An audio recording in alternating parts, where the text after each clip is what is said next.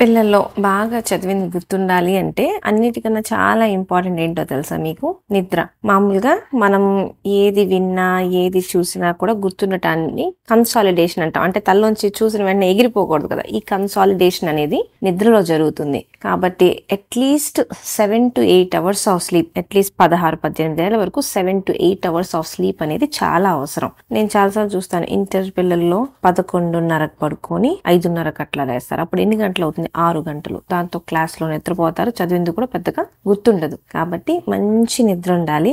Diet చాలా బాగుండాలి. అంటే జంక్ ఫుడ్స్ లాంటివి తీసుకోకుండా డ్రై ఫ్రూట్స్, బెర్రీస్ ఇట్లాంటివి ఎక్కువగా తీసుకోవాలి. దాంతోపాటు రివిజన్స్ మళ్ళీ ఒక్కొక్కరికి వెంటనే గుర్తుండొచ్చు, ఒక్కొక్కరికి 4-5 సార్లు చదివితే గుర్తుండదు. సో మళ్ళీ రివిజన్స్ చేసుకోవడం అనేది చాలా ఇంపార్టెంట్. సో ఈ 3 గుర్తు పెట్టుకుంటే మన మెమరీని ఇంకొంచెం పెంచుకోవచ్చు.